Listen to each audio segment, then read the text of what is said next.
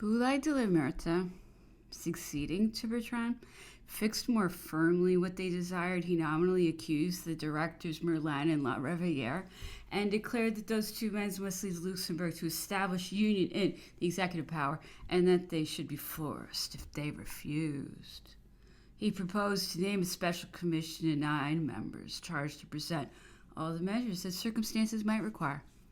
The General Jourdain caused 2 more members to be added to that extraordinary commission, which was composed of Boulay de la Muerte, Bergouin, François de Nantes, Talot, Petier, Joubert de Charot, Quirot, Poulain, Grandpré, Augereau, Jourdain, and myself. We had scarcely been named when the demissions of the directors Merlin and La Riviere were brought to us. The council formed immediately 2 decuplists for the 2 vacant places, and the General Moulin and the friend of C.S., Roger Ducos, completed the new government. Barras, among the ancient directors, was the only one that remained. The government was thus renewed on the 30th of Prairial without any violent struggle, thanks to the docility of our adversaries, who yielded to the threat of an accusation. The first messidor I made in the name of the commissioners of the 11 the following report.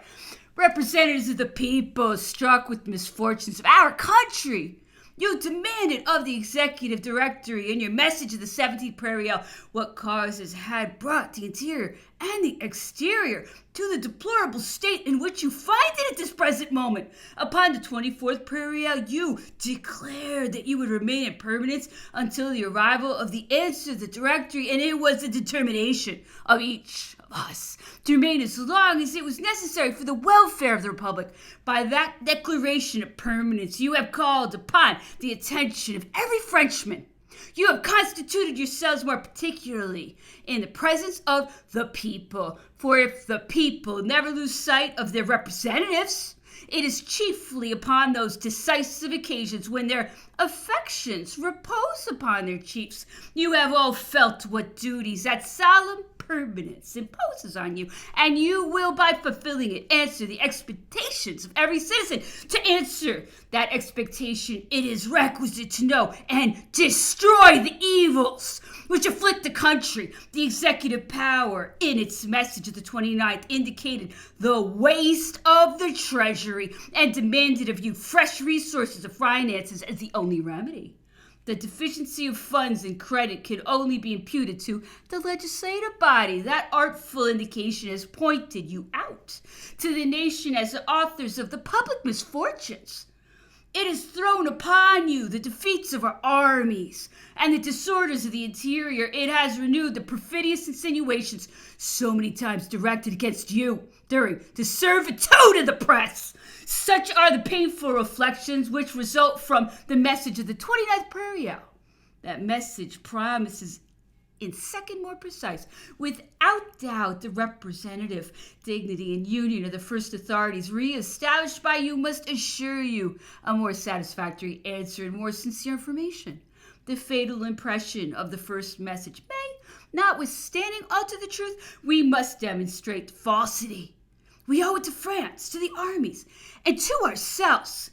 The word deficit is a veil with which they obstinately cover the picture of all the errors. It is in vain that they have endeavored to thicken this officious veil. It has not deceived your solicitude. They have in vain attempted to give a change to the national indignation. You have observed representatives of the people with what obstinacy they have persisted, even to this moment, upon the deficit as the cause of all their misfortunes. We have no occasion certainly to procure here the calculations so often repeated by our commissions of the finances. Those calculations have remained without an answer.